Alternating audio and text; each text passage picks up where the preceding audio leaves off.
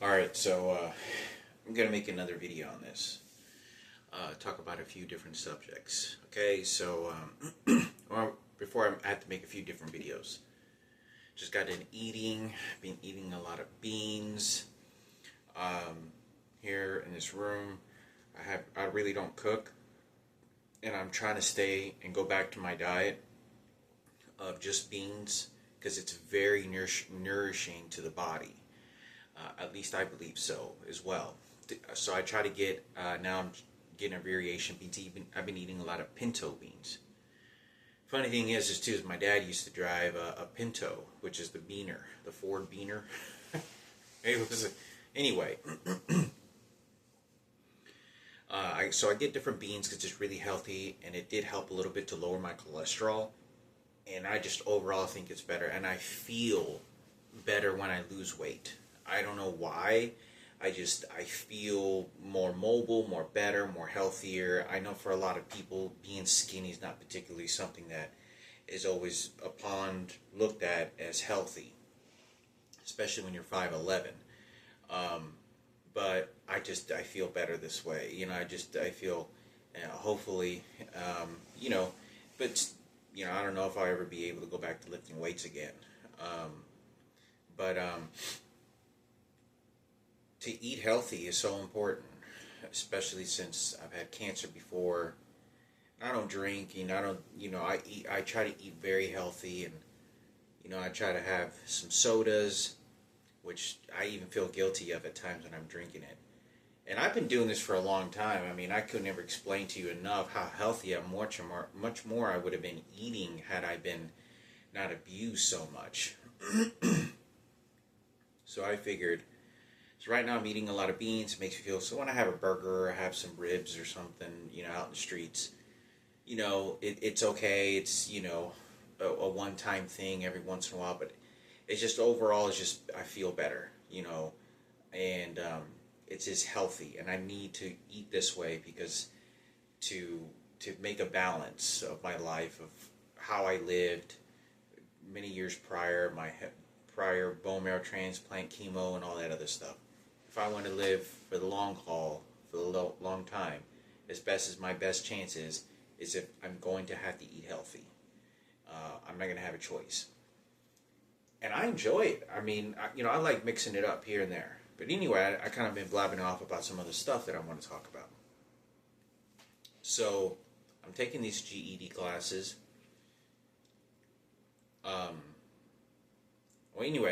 So,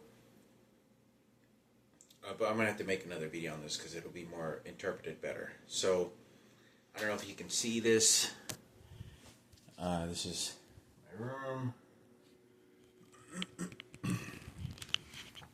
So this is my pot. So I just got done eating.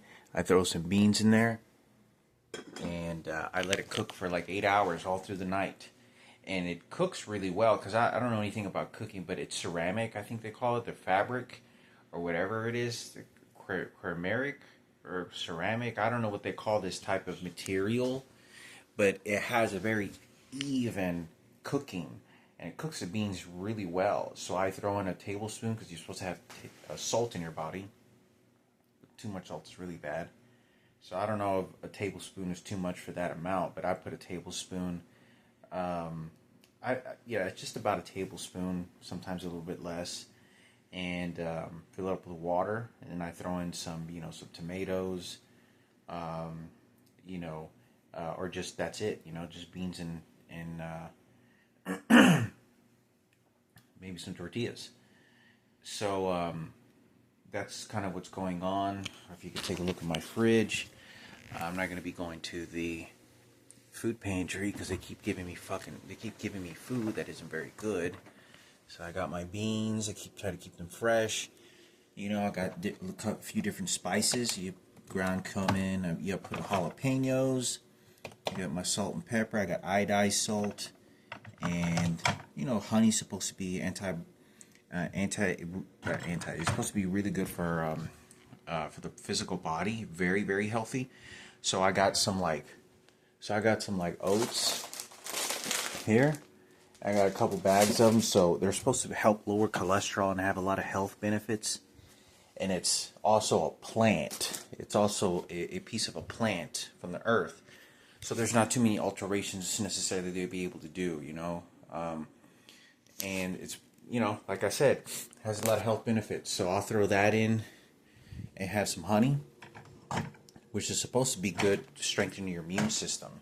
Honey, natural bee honey, is supposed to be extremely healthy. Too much of it is not good, but portions of it is supposed to be very healthy, strengthen your immune system. I got some rice. I don't ever cook rice. And sometimes I'll have some hot sauce. I get these little packets here at the dollar store. And sometimes they have vitamins, sometimes they don't. But this is like Sonic, and they have like, Pure Kick or whatever, different brands. And I get some. I drink a lot of water, and I'll put some filtered water, fill this entire thing up. So that way I'm kind of fueling instead of anything that shouldn't be putting in my body. The only thing is I'll buy soda, and that's like really bad, but not like horribly bad, but not particularly, it's not very healthy. But I try to have some kind of balance to enjoy it. You really miss out a lot on life, if you don't, have something you really enjoy. And I enjoy, a good Dr. Pepper, especially Mr. Pibb, or,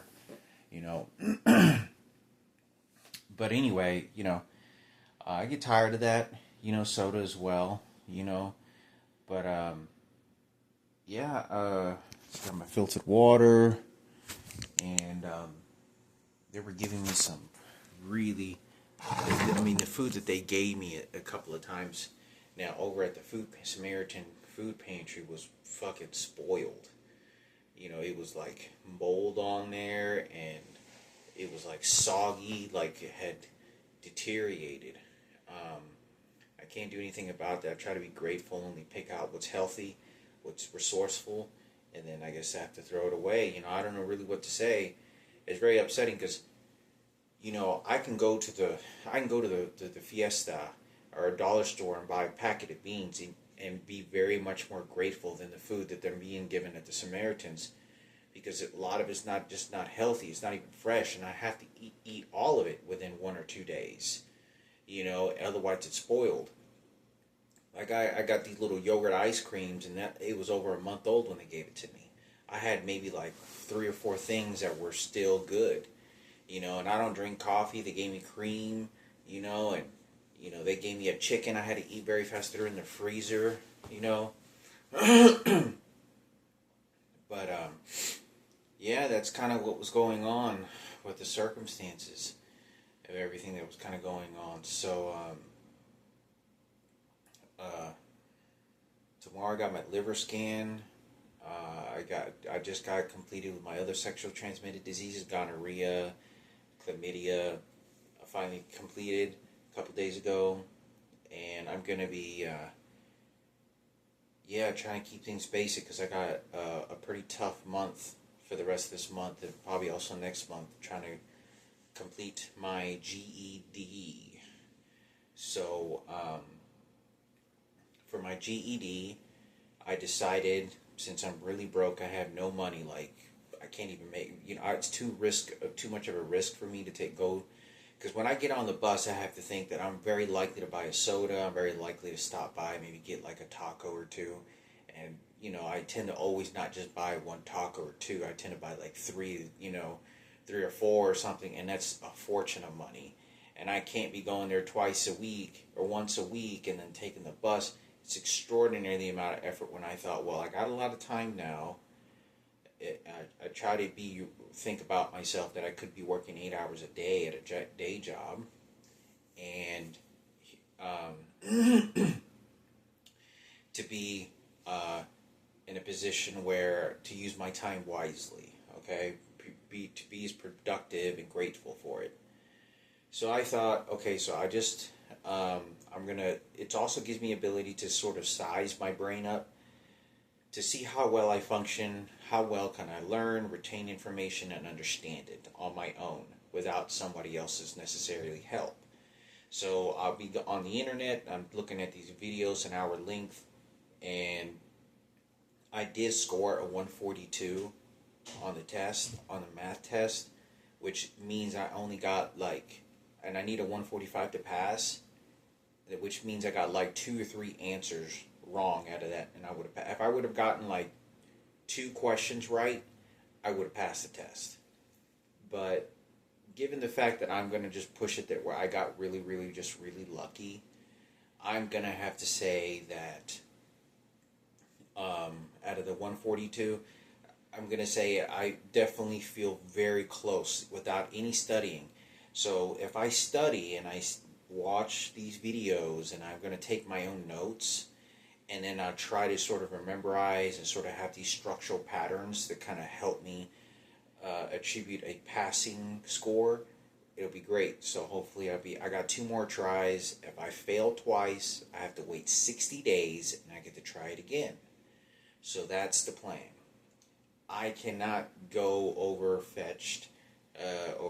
I can't go over analyzed. I'm kind of losing my words here.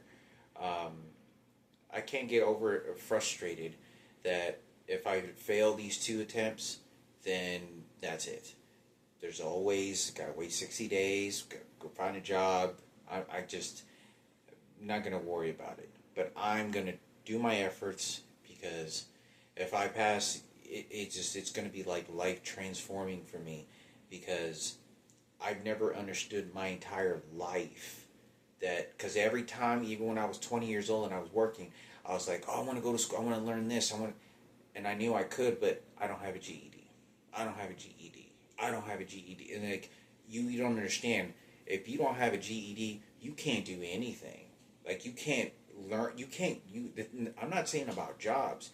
The thing is that you can't learn new things. If you want to go take a cooking class, you can't take a cooking class. If you want to go learn how to make websites, like a 6-week course just for fun, to learn a different program, or learn Acrobat in a professional classroom, just a simple program, how to, make, some graphics or some simple stuff, just a certificate, a 8-week course, you can't take that. If you want to learn, a mechanic class for 3 months, if you want to learn, whatever it is, a clothing, understanding intro shop, you can't do nothing without any education, without a GED or high school diploma. It won't let you further your education until you get that.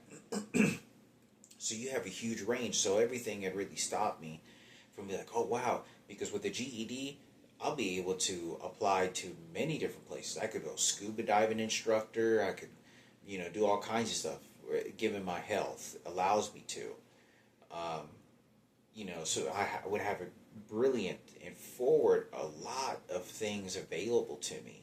So that's going to be really exciting, because I'm really looking like when I pass, I can't. I'm trying not to think about forward too much, but if I pass the test and I earn this GED, is to take like at least maybe 1 or 2 courses, just something at Richland College, because it's not too far from here, or a college campus, or somewhere where I can actually take an actual course. I'd like to be able to go to a college course and be like, oh, okay, I could learn this.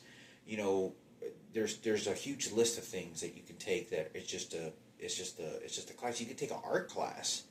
You could take a 6-week art class, how to, or clay.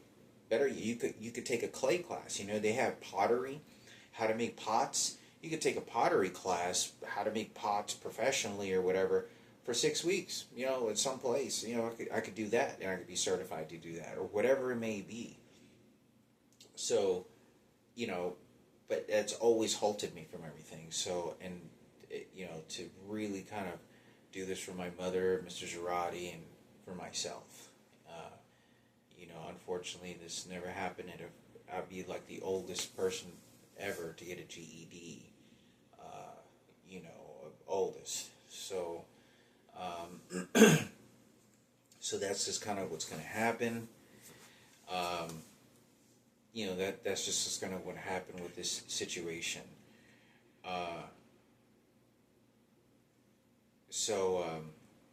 Right now, I was going to take the 2 days out of the week and go to class, but I bought a month pass to do so, but I haven't used it yet, or haven't activated it yet. And I thought, well, okay, I'll just save this because it's good for 2 months, and then I'll activate it maybe in 30 days. because I'll take these 2 remaining tests that I have within the next 30 to 40 days for sure.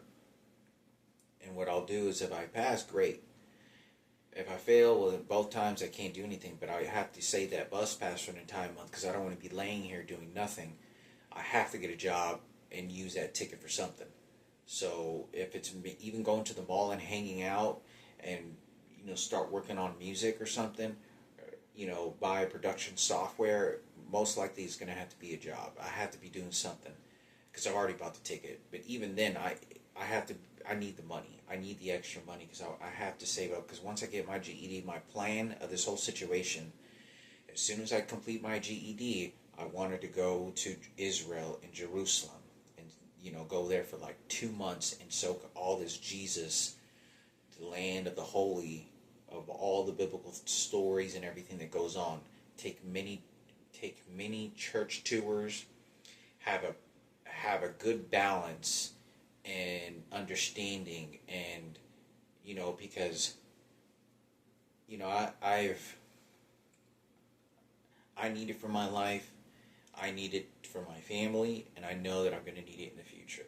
That's the reality of it. There's no way out of it, and that's the best balance that you're going to have at the existence. And when you get older, you tend to think about death more because you know that it's just not too far down the road in the reality of the world that we live in. And we don't know, life passes by, and people always say that. But I don't know how much more I saw that more than everyone I've ever known. You don't understand. Like, I grew up with an old dad. By the time my dad was 72, by the time I was 12, my dad was 71 years old. I hung around old people, and they would get old, and oh, this guy died, and my dad would say something, this famous actor or whatever would die. Oh, I know Dorothy, she already died, or whatever it is. And so I would watch and listen to people. I watched a lot of stories of old people when they would talk to each other, and they were like in their late 60s and 70s, and they would talk to each other about the final life talk. And I saw this with my dad and his brothers. I saw this, what do you think is going to happen? And, how did you do? Did you do good in life? After all the fun, and after you had all the guys you wanted, and after you had all the women you wanted, after you ate all that nice food, and after you drove all that nice cars, and after you partied, and after you had a better life and you scummed these other people, but yet you went to church and then you did good things all of a sudden, did you live a good life? Did you live, what do you think that how this is going to benefit in an afterlife?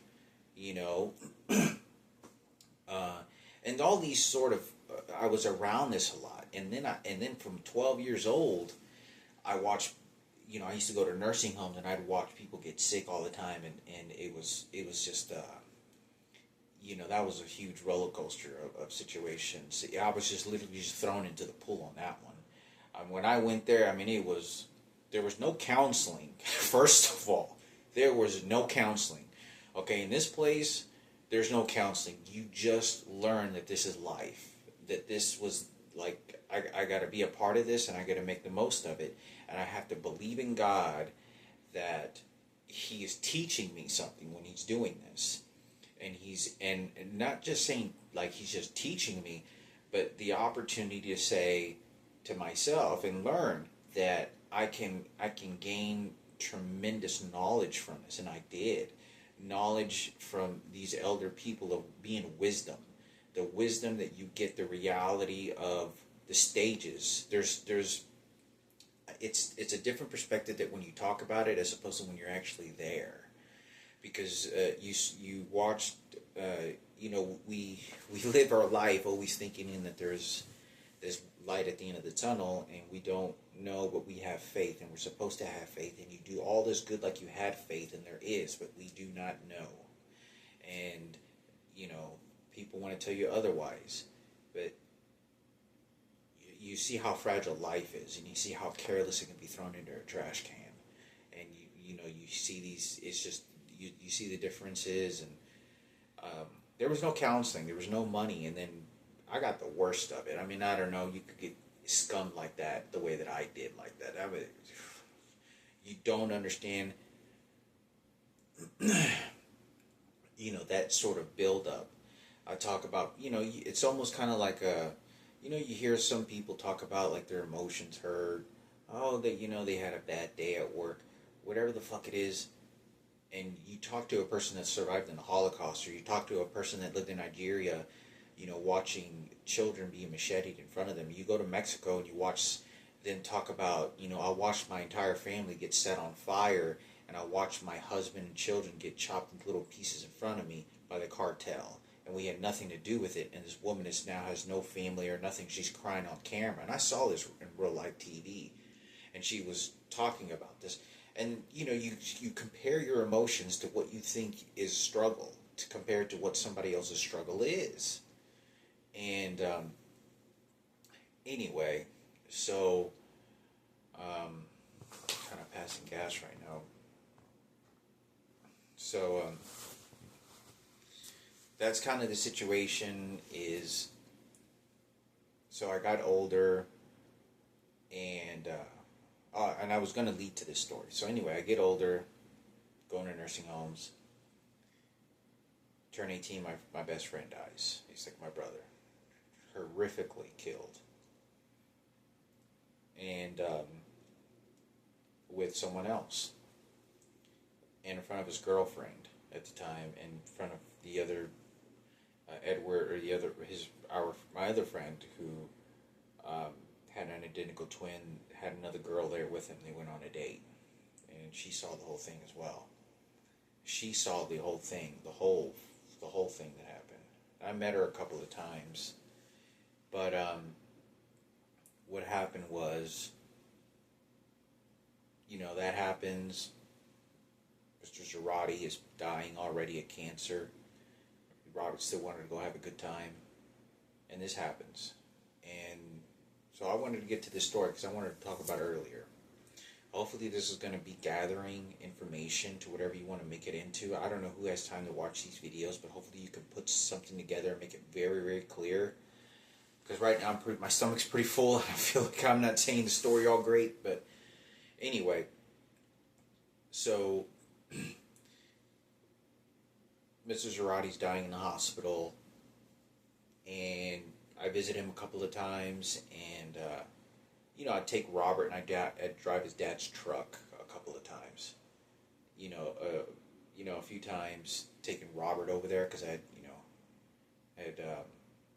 was able to drive, and I don't even know if I had a driver's license at that time. We were very young, and it was tough. It was a tough situation, but I wanted to say that people have no idea, because I talked about when I saw Mr. Zarate, and he was going to die, and I talked about that. I looked over my shoulder like this, and I kind of I saw him, and I was looking right into his eyes, and I mean, it was like death. It was just, I wouldn't say it was he looked very weak, very, very weak, and I knew he didn't have. It's almost kind of like when I looked at him, I could almost look into his organs. I know it sounds weird, but it was almost kind of like I could see his stomach and lungs, and it was just it wasn't working anymore. The organs weren't working anymore, and I knew that they pumped. When I was in the hospital, they pumped a liter. I think it was like a liter or a couple liters of fluid out of his lungs because he couldn't breathe, and he didn't smoke. So he had a lot of buildup and fluid that was leaking into his lungs. And so people have if I went through step by step the details, it would be so astonishing, because you don't understand what position and mental state that I was already in. To then, because when I got that phone call, I'm driving my car that it had like 3 gerbils, I had like 3 gerbils as a fucking engine, and the hood of my car going, and like that's how this car was like the ultimate trash vehicle you could ever imagine. And I genuinely was driving by myself, and um, I don't know if Rodrigo called me or Alicia, or I want to say I gave him a call and I wanted to come by and visit him. And I came by and I visited Mr. Zarate a couple times at the house, and I talked about this already. And me driving there, I had no, what was it? I think I had either, I don't know if I had lost my job yet. I don't, I don't even know what the, let me see, because I'm trying to think, because Robert died, and um, as soon as Robert died, it was like, I think his dad died like 3 months later. It was like 3 to 6 months, I'd say 3 to 4 months later. And I went to go visit him, and I remember, because I don't remember if I told him I was moving back to my house, or there wasn't anything confirmed, but I knew that I don't know if I was even working. I had given up hope. Like I was fucking. I thought, okay, we're all gonna die. Fuck it, like my fucking life is worth it. It was fucking worthless at this point. Everyone, and it's not. I'm not talking about like I'm looking at Mr. Zarate.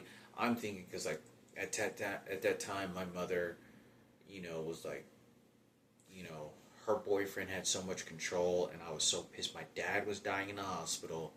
I had no furniture, no food. The resources if I could go to, the dreams that I had to not waste my youth and build my body to the youth is supposed to be at. And I remember not just thinking my car, I didn't even know if my car was going to make it there. You don't understand. If you've ever driven a really crappy car genuinely, and you drive to a destination not even knowing if your car is going to even make it for 20 minutes, with the 20 to 25 minutes on it, and the 20-25 minutes that when you get there, the car itself, is already overheating the second it's already on, like within 5 minutes.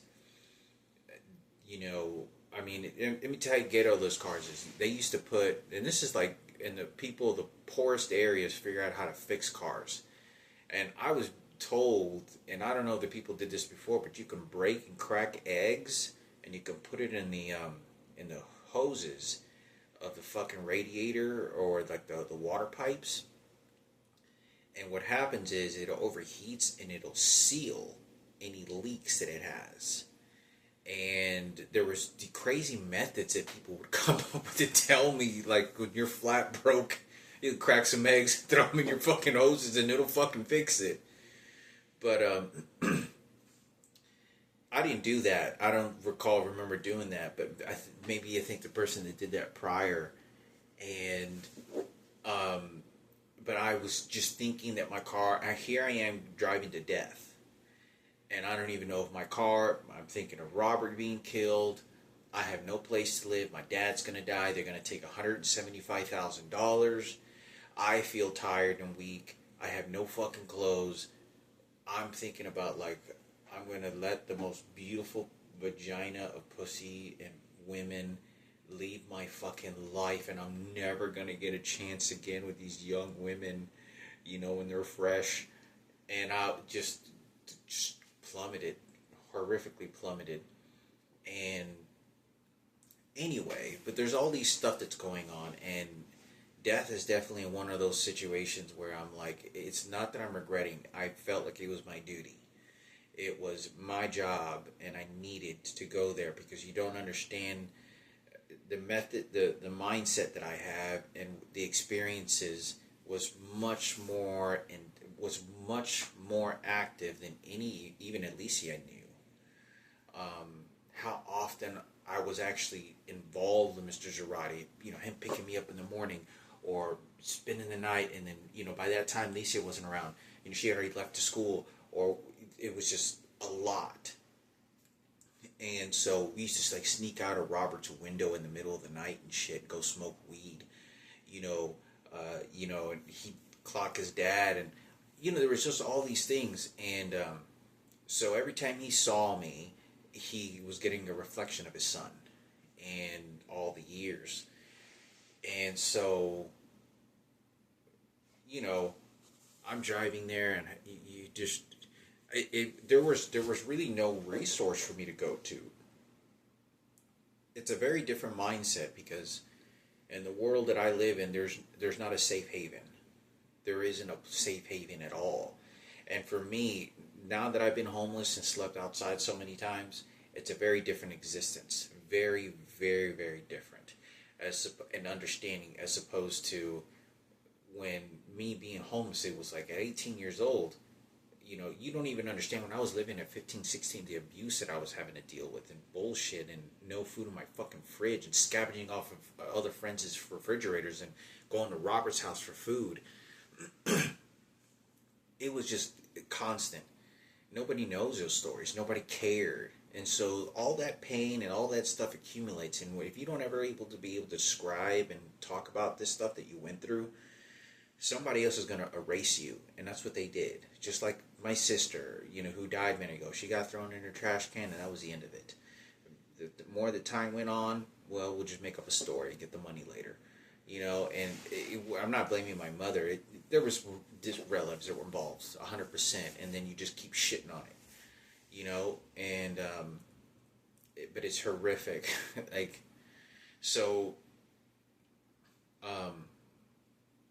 so anyway, if I went through every one of these steps, because I'm like living in my apartment, and like Robert Zarate and Edward visited me right before they went to the club, like the day before, the same day, or a couple of days before.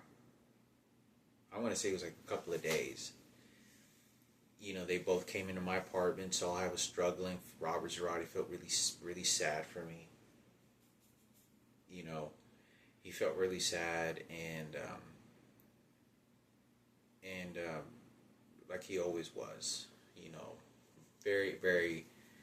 He always had a special place for like the poor, for people that had it worse off in life when he could. And very unusual to a lot of people I didn't ever met. So,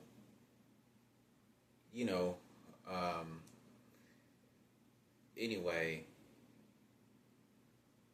so people don't even understand the intensity, because when you got money and you live in a nice house and you got money in your account and you're secure, when you go do kindness and stuff, it's great, and I know that, but when you got nothing, there's like no fancy clothes, there's no cameras, there's nothing. You are coming from a source and doing this with such great authenticity that you couldn't have gotten it any better. Because if you know that there's money at the end of that tunnel, or there's a light at the end of that tunnel, that you're going to get something out of it, then that's there. There's nothing in the world that I live in. There is such a fight between the money that my dad had and everything that I ever worked for, and I still never got anything, and I still lost my youth, and it didn't give a fuck. Nobody cared. Nobody gave a shit. They just came and they stole everything. It didn't matter when it was all over with. I lost my fucking youth. They made an excuse, and they just kept on. They don't care. They find a reason why they will commit They will do a murder suicide. They play the end game. They will do the murder suicide. They're going to do as much as pain and murder to your life in horrific ways, really bad, with that intention of bad, and then die that way.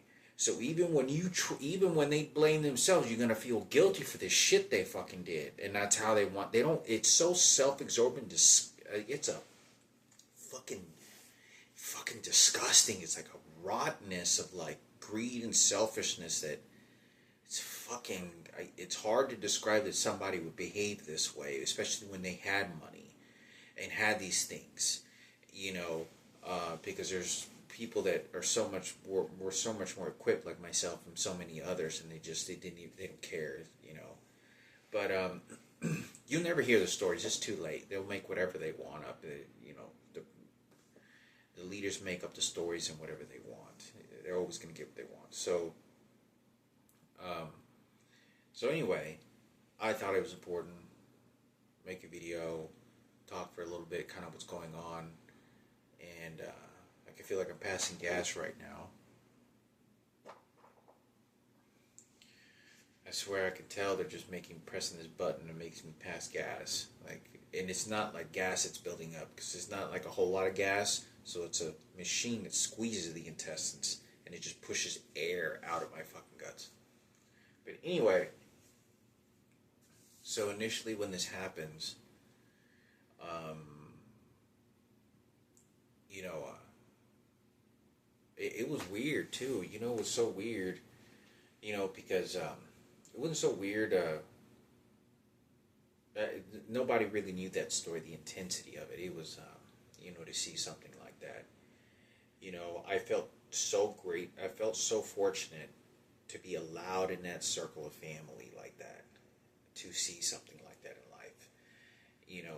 Because they don't have to allow you to see that. And I said this in my other video. I thought I was going to be able to come by and visit him at least once or twice before he left. But when he said bye, it was the real goodbye, for real. Like, it was, I know, like, I don't really much believe in so much of this. I believe in Jesus, and I believe in God, and I grew up raised in the Bible, and you got these ghost stories, and I understand the psychic mediums and all this other stuff, but I personally don't believe that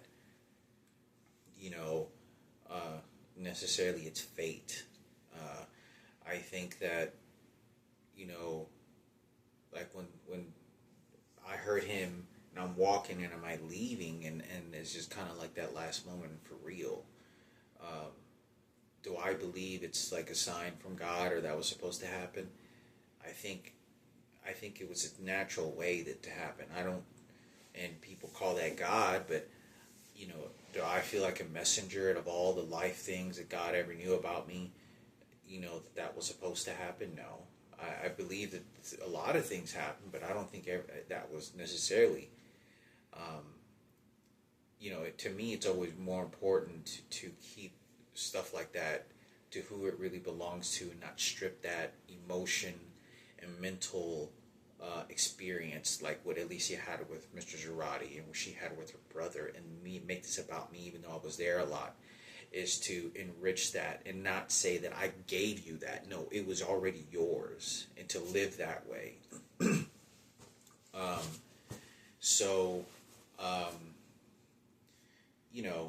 Like what had happened to me, and what happened to me, it doesn't matter anymore. They make excuses. They're just going to keep doing it, and they did.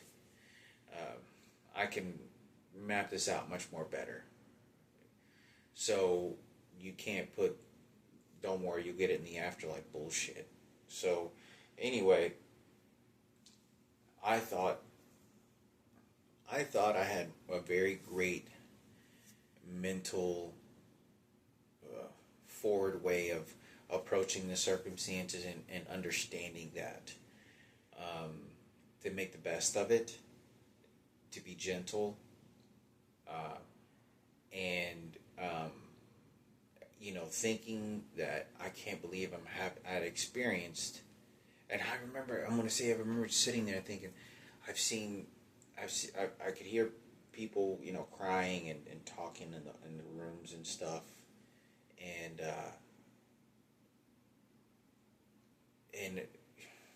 I'm not trying to sound like, because I wasn't cold, and I experienced it is because I was around it so much, and I could hear other people that nobody ever showed up for them, and it kind of felt like sometimes it gave me an edge over, being around that, because if an afterlife exists, then how does it entail the rest of the details afterwards? Like, sort of in the crucial when you're around that environment. And I'm not there workers. I'm talking about I show up there twice a week. I show there once a week. Numbers of times showing up three times a week. But it was such a frequent basis. I'd be there for a couple hours and then I'd go leave. I'd be there for an hour. My mom would pick me up and I'd leave. But I didn't cry when I went home, and I was just morbid. Maybe it's because it was so real, and I just remember, and I remember just thinking like, almost kind of like be careful out there. Like it's a sort of disconnect, like, kind of goodbye, and it's like, okay, like he put his last efforts to try to say something and say, okay, bye.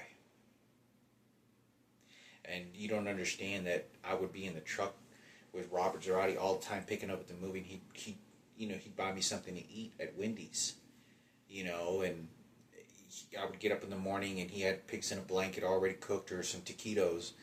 I would go over there and, he had 2 fridges, and right before I left, all the time. So, like, right after we got done eating or playing some video games, as, he would have a refrigerator in the back and it had nothing but sodas. And he was a big fan of Big Red. Big fan of Big Red. And, he'd give me here, take a soda, take it on your way, man. Take it for you to go on your way. And it's like a 1960s refrigerator. It still worked. And, but anyway, eating there so many times and being given clothes and doing this and that. It was always active. I always had to be doing something. And he was the same way, man. It was hard to keep us sitting still. Like, hey, I'm going to go do... I'd be hanging around with him. I was like, man, I'm going to go do something. Man, I want to go out to the movies. I want to go out and do something. Like, instead of just even being here, I was like, man, it's like, go out in the world, So, all the wise, quiet talks that you had, and, he was trying to hook up with my mom, and I was like, oh, Robert's telling me, hey, we're going to be brothers, and, we're sort of excited, and I'm like, you got to understand that at a very young age, I had such a solid approach to this situation, because I wasn't disconnecting from my dad at all. I was accepting that my mother deserved someone in her life, and, if it happened to be like my friend's dad, then my mother would be happy. He goes to church. He's a good guy. Guy was a solid guy, because he didn't really calling his son Bubba. He called him Robert, like almost kind of like general, or like cardinal approach. He like, Robert, like like he would very firm, and he had a little bit of a military form of speaking. Like the clothes he wore, sort of, because I had asked him before. I said, were you in the military? Because he had sort of that, structure to him. And,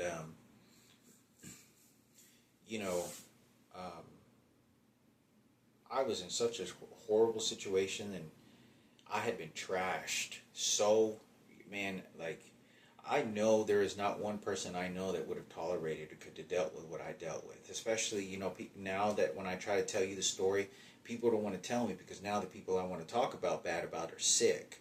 Or they already shitted all over themselves. They didn't give a shit. And then there's all this tragedy shit. You don't want to hear any of it now, because now you just feel compassion about the people that did horrific fucking things throughout their life to people that didn't deserve it, just like me. And because of that, I lost so much opportunities, and you're going to be able to gain the advantages by saying, oh, well, just things happen the way they, and just smarter conversation again. And you don't understand that those people lived more of a life of understanding that I'm going to get the most out of everything. And I had to always understand that I'm going to a nursing home. You have to be grateful for everything you have. Like, even if it's just a pot of beans, that you're alive. Because look, I just watched a couple of days ago, I can hear these people crying for a blanket. I can hear the beeping noises, and I can hear the smell of urine. I can smell Pampers. I can hear the quiet solemn of these people and the quiet TVs in their background, or them saying help, them dying, or them having like conversation with someone that wasn't in their side of the room. And it didn't scare me. I just kind of, because I used to be around my grandpa. He used to kind of mumble and talk to himself very slightly, you know. Um, and so I would just let him about his business, because my grandpa used to do that stuff all the time, and it would be like full length conversations and just things he was going to do throughout the day. I got to trim the bushes over here. I want to go and line up the grass. I think I want to put some flowers right there. He'd be talking roast by himself. But I thought it was important, because I do go into detail, but it's so much different when you get into those circumstances. It is very, very different when you feel that there's when you know there's money, when you know you've already gotten the money, you've already had your pleasures. There's something that your mind and your experience already got. Like if you already had all the young, tender women, with all the fresh, the most precious, and who knows, maybe got 3 or 4 of them pregnant, just most precious. You already experienced that. If you already drove a bunch of Lamborghinis and Ferraris and you're a big car fan and you drove these mansions and you had people worship you, you know what those experiences were, so you know what that sort of end of the tunnel in that experience was. There's none of that here. Okay, so in this place, it is so real of how cold it is in sort of this sort of connection of God and relationship of emotion with God, and that he can be very thunderous toward human beings. And is there more? Is there, like, after this life, like, how can a human being I'm doing this for my dad, and I'm like doing this because I think God is going to punish me if I don't too. And how can God allow such a horrible thing happen to someone that I put so much credit to, and then I get nothing? I got trashed, and then wanted to justify it instead of, it's like, this wasn't a day or two, this wasn't 2 weeks, this wasn't 3 weeks, this wasn't a month, this wasn't 6 months, this was fucking 5-6 fucking years. This is consistent. I don't have to be a part of this, and you don't know the efforts of what I'm having to do, because I don't think anybody's involved who gives a shit. But the genuine thoughts that I had thought, oh, you did good. You people watching people die. This is what this world needs. This is, as a human being, if nobody honored you, then I would help you.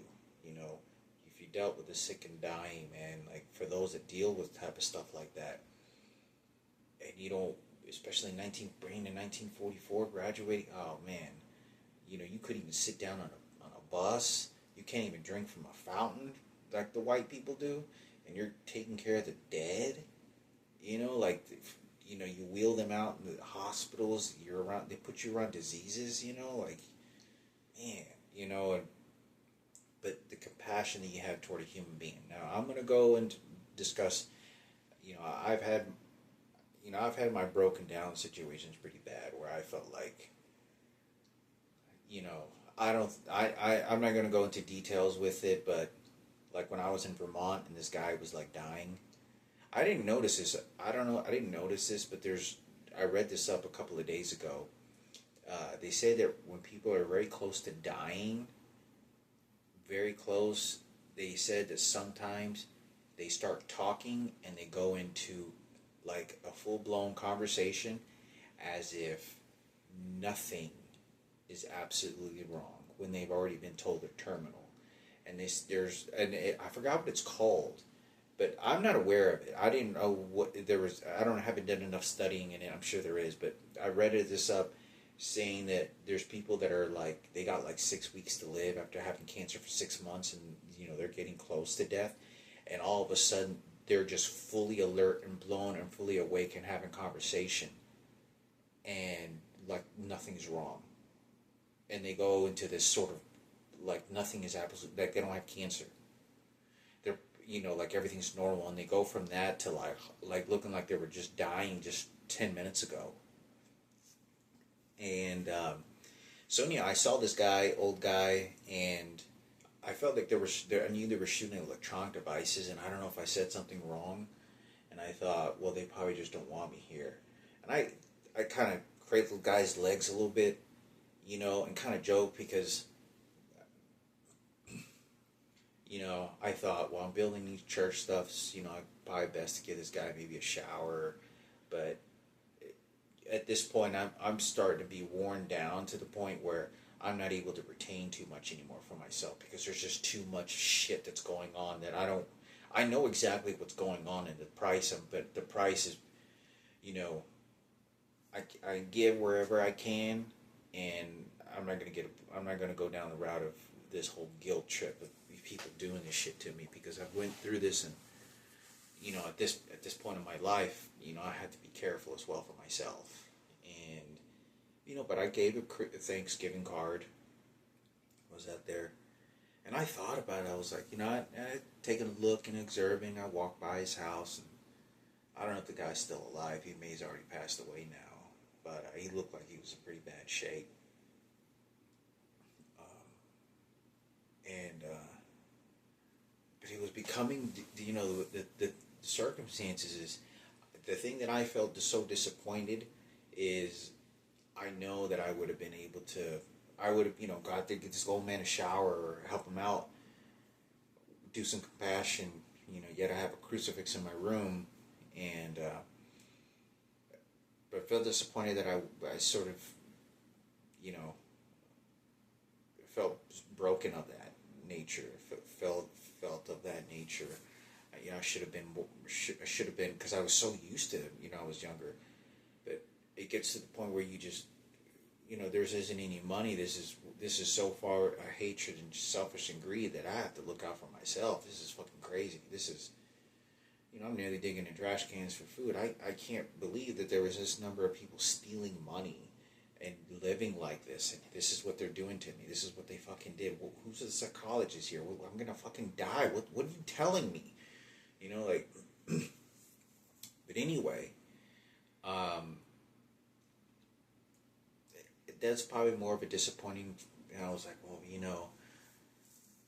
I shouldn't have left. Some of the other circumstances kind of messed me up, and I'm gonna say mess me up. It was just starting to really just get agitated. Like I have to just retain something for myself, and I don't care.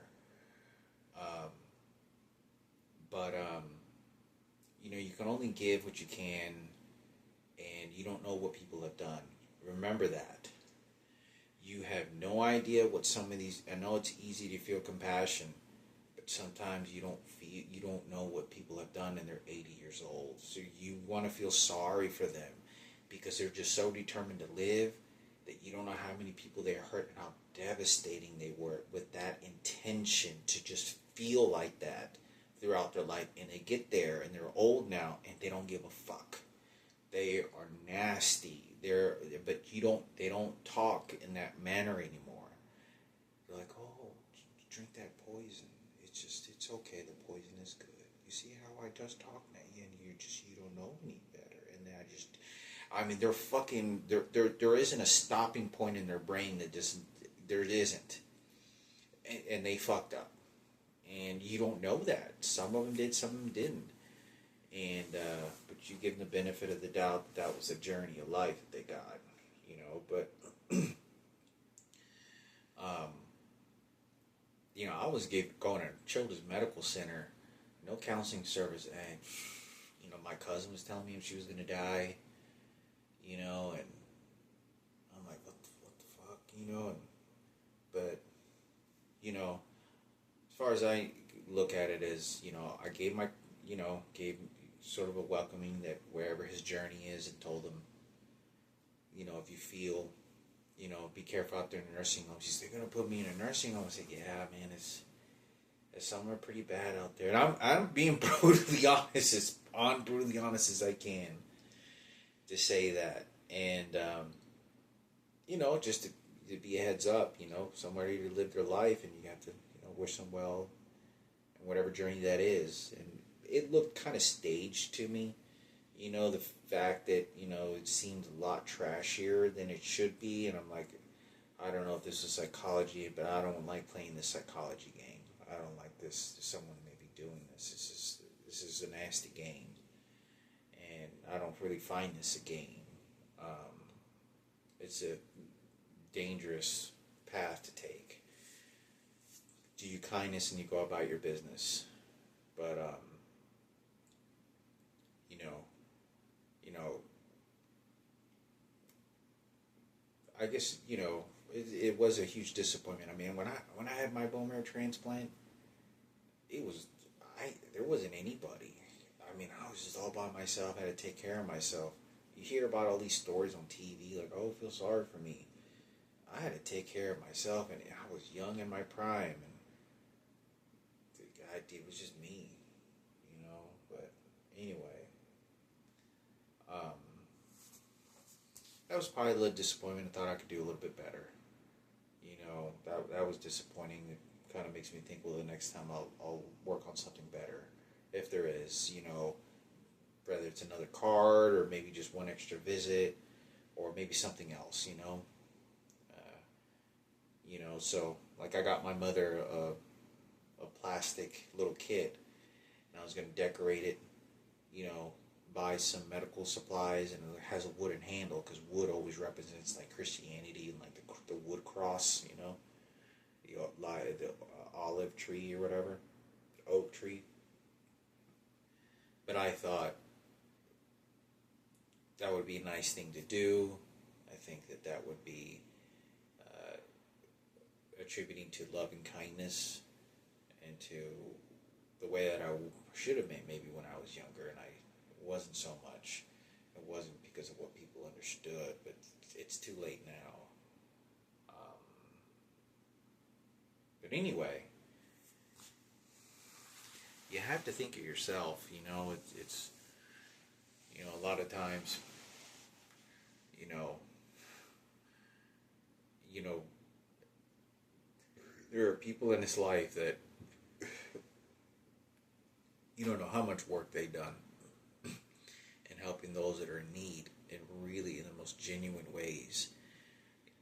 There's no outcome of a free car. There's nothing, and they do this just to help someone that's like doesn't have a family and is in a nursing home waiting to die, and they're nice and they bring them some extra Jello, and they talk to them and do these things, and it's always, you always have to have you absolutely have to have Jesus in your life. You have to have God in your life, compassion, a healthy God. Otherwise, you will not be able to last. Very hard character, very tough character, and to do that, and when you think there's a reward, of course, whether you see the reward in one of your brothers or one of your sisters, you'll see that. But in the world that I live in, the only reward that there was, knowing that at the same time it was reward, but it was also honoring the following last footsteps of my father. But that never happened. I mean, I got a few dollars and I was swift kick in the ass, but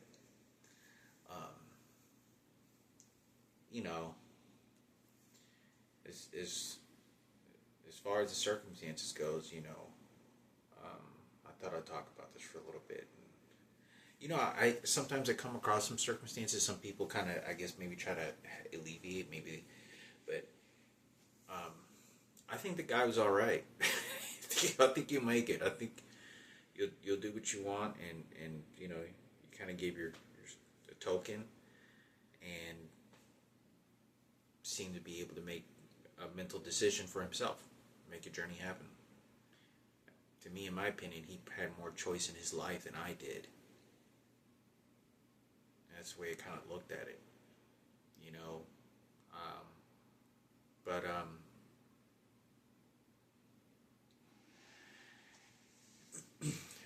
when you experience these types of things, there's so much elaboration of abuse, because even the professionals that do that don't understand. Like when I was doing this to my father, I was being called a bitch, like straight up, and punked out in the worst ways you can imagine. And then I go be compassionate to my father, and like really fucking bad. Like you can never express what that when you're young and your emotions are tender. It's 1,000 times than it is when you're 20. If you get made fun of when you're 35 years old, but when you get made fun of when you're 15 years old, what do you think emotional, mental hurts you more, when you're there or when you're there? No, because your physical body is as fresh and tender and beautiful as it can be, to feel all those emotions and pureness and tenderness. You know, you get an ant bite at 80 years old. How do you think that feels like? Right? To the skin, to decaying, to the nerves, to how the experiences and all the experiences you went through your life. Or when you watch an ant bite a little baby's foot. You're like, ow! I mean, you almost feel the pain through the baby just because you saw it. And, you know, the sensitivity of it. So, and, you know, it was brutal. It was brutal because when you do something like that, then you start collecting a lot of bad information, bad stuff that's very unhealthy. And you start to see a lot of darkness in people because you see the fact that I'm watching these, and God is supposed to reward the ones that do this type of stuff. God is supposed to reward these types of people, and you know it's a totally opposite, and there's not going to be an outcome, and so it's a very different circumstances, and when you know there's an outcome to it, and you've already lived, or you had that wealth, it's very, very different. There's a immediate comfort zone. So, you know, and I watched a lot. You get the intensity of darkness in people. You start to witness, and knowing that I know they're looking at me, and they know I'm poor, and they know I look like I'm deteriorating, and I look like a lost puppy, and you're not showing compassion. Like, I can prove to you that I'm worthy of working. I can prove I am a good worker. I am a good worker. I am a worker. And you wouldn't give me a shot in hell. And I'm like, man, I'm doing things that, you know, you want to act hard shit, you know, and you see the game of survival. You don't care. So then you start to think very dark stuff like animalistic behavior, where you just start to notice that you don't even think these people even recognize human beings as souls. They're just a piece of meat. And that's it. A piece of meat that has jelly in its fucking eyes rotating around trying to figure out what it wants to take next. You know, and not seeing anything more than that, because you're like, oh man, I just watched 4 people fucking nearly look like they were all flatlining in front of me. And one of them, a couple of these guys were very sick.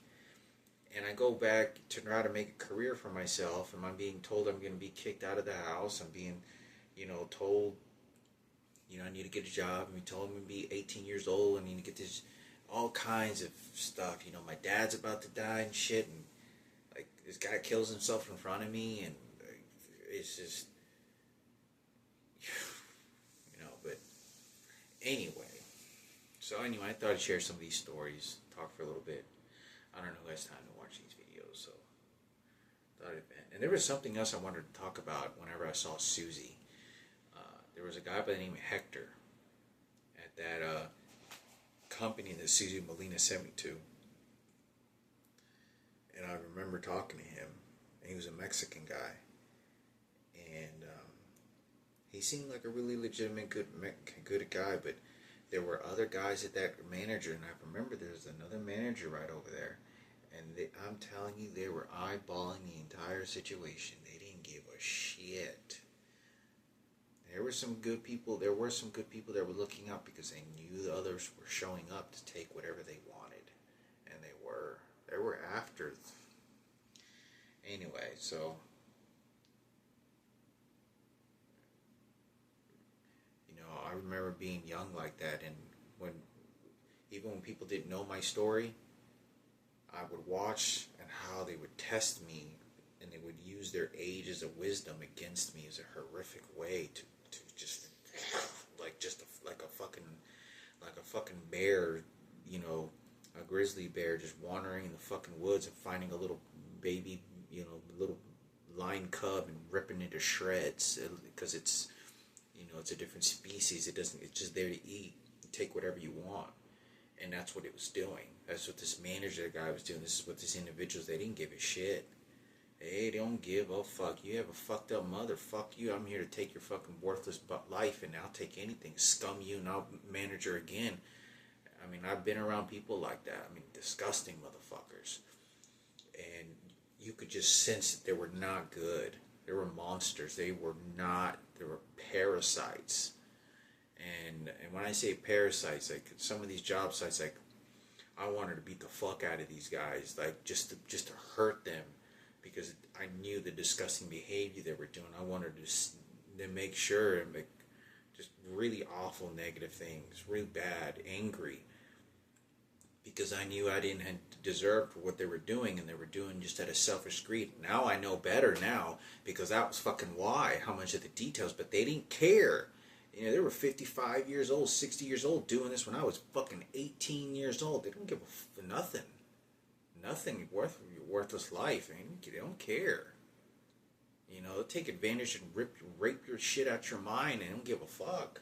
And it's over with. It's just warrior, American soldier, died on the battlefield, taking Al Qaeda down. That's exactly the mentality. It's a very disgusting way of mental thinking. But anyway, like I said, I'm grateful, but I'm gonna be trying to earn this GED once a week, and that's it. Yeah, once a week.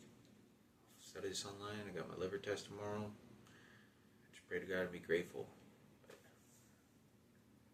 That's weird, because I got traumatized by it just a little bit, because it was like a week, 4 to 5 days ago, and I got out of my bed because I was thinking of Robert Zarate when he said, his like final goodbye to me, and I was like, damn, I remember him, and I was just thinking very tensely when he was dying.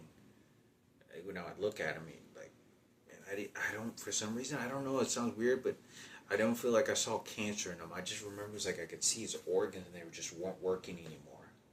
Like, it was weird. Like, it's just his vital organs had really just they were very bad shape. Very, very bad shape. And, I was 18 years old, watching this guy who mentored me much of my life.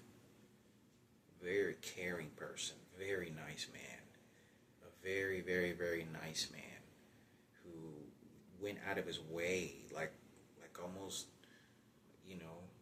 kind of like, kind of taking me under his wing, for the lack of better words to give a description, dropping me off, always kind of look out on the both of us, me and Robert, when we go out or have girls over, all kinds of circumstances, and thought I'd say something about the circumstance.